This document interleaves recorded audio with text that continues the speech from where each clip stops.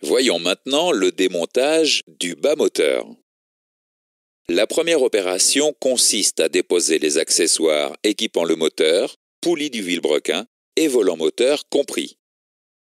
Il suffit alors de déposer le carter d'huile en dévissant toutes les vis dans le sens inverse de la procédure de serrage, puis les plaques de fermeture du vilebrequin.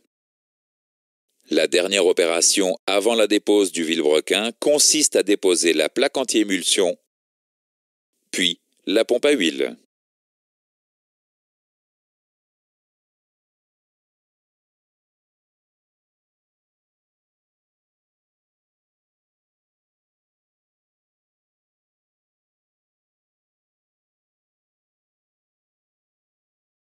Voyons maintenant la dépose du vilebrequin. La première étape consiste à déposer les vis des chapeaux de bielle et les ensembles bielle-piston. Cliquez sur le feutre indélébile. Il faut d'abord repérer les chapeaux de bielle, puis les chapeaux de palier du vilebrequin à l'aide d'un feutre indélébile. Après le marquage, vous devez déposer les ensembles bielle-piston, puis les chapeaux de palier du vilebrequin.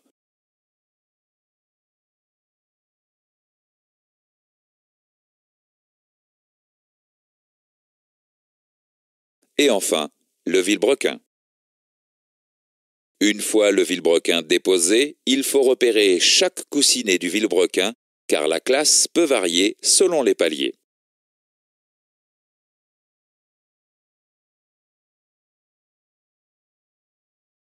Faisons maintenant un exercice avant de continuer. Classez dans l'ordre les opérations de dépose du vilebrequin.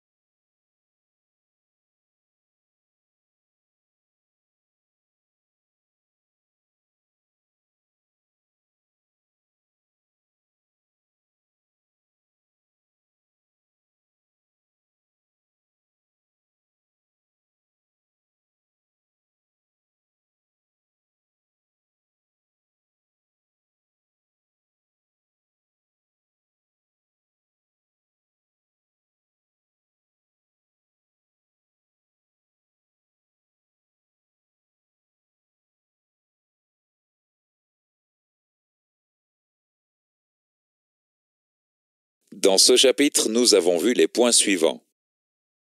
Le démontage du bas moteur commence par la dépose des accessoires, poulie du vilebrequin et volant moteur compris.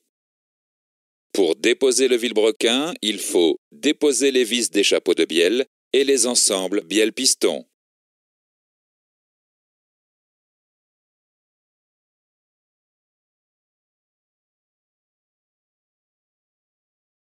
Voyons maintenant les contrôles à effectuer sur les éléments du bas moteur.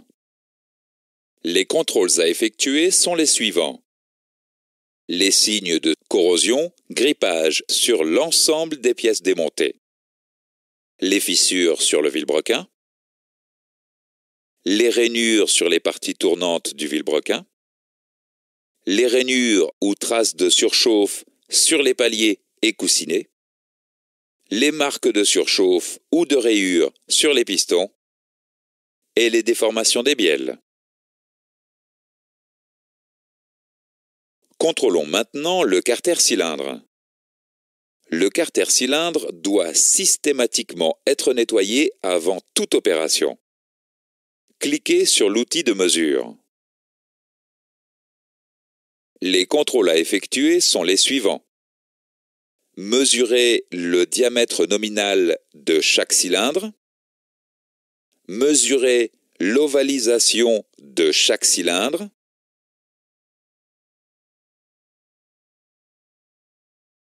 Mesurer la conicité de chaque cylindre.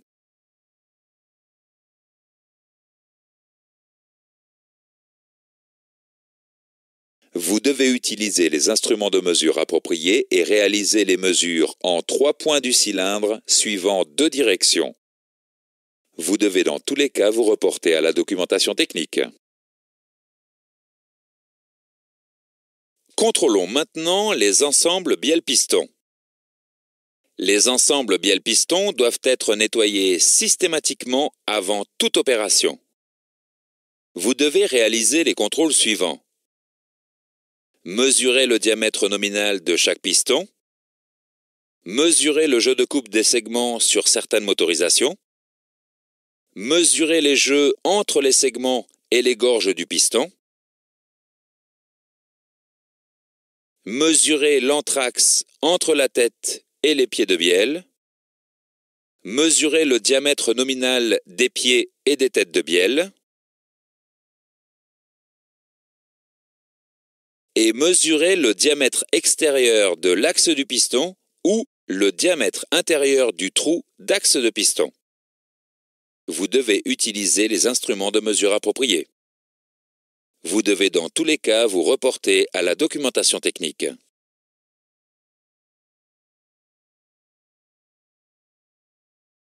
Contrôlons enfin le vilebrequin.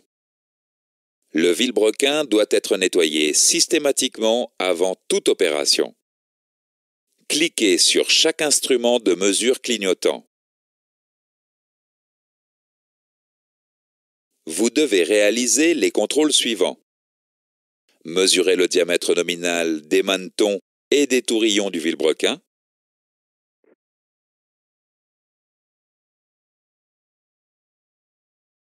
Vérifier le voile des tourillons du vilebrequin.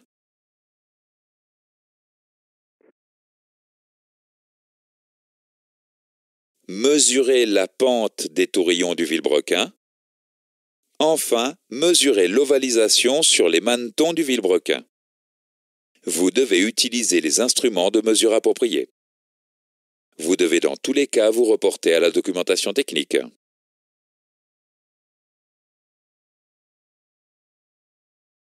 La suite des contrôles sur le vilebrequin se fait de la manière suivante. Positionnez le vilebrequin dans le carter cylindre ainsi que les chapeaux de palier. Serrez les chapeaux de palier dans l'ordre et au couple préconisé. Contrôlez le jeu latéral et le jeu radial du vilebrequin. Sur certains moteurs, vous devez impérativement contrôler la hauteur des manetons du vilebrequin en cas de remplacement des pistons ou des bielles. Enfin, vous devez mesurer le dépassement des pistons au moyen d'un outillage spécialisé équipé d'un comparateur. Vous devez vérifier que la mesure obtenue sur chaque piston est comprise dans la tolérance. Dans tous les cas, vous devez vous reporter à la documentation technique.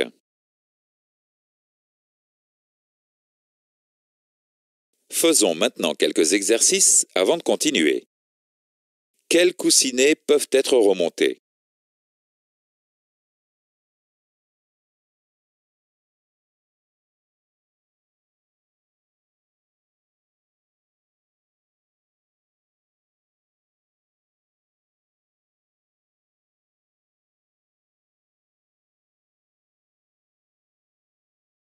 Quelle représentation est conforme à la mesure de la conicité et de l'ovalisation d'un cylindre?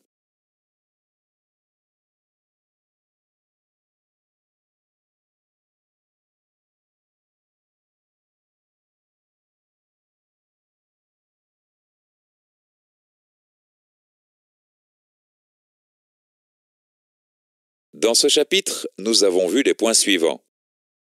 Les contrôles à effectuer s'appliquent aux signes de surchauffe, corrosion, fissure, grippage et tout type de marque sur l'ensemble des pièces démontées. Les contrôles sur le carter cylindre consistent à mesurer le diamètre nominal de chaque cylindre, son ovalisation et sa conicité.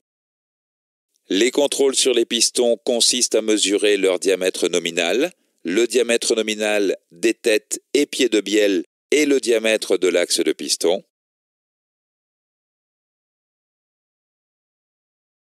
Les contrôles sur le vilebrequin consistent à mesurer le diamètre nominal et l'ovalisation des manetons, le voile, l'ovalisation et le diamètre des tourillons. Les autres mesures à effectuer sur le vilebrequin sont celles du jeu latéral et du jeu radial du vilebrequin, de la hauteur des manetons et du dépassement des pistons.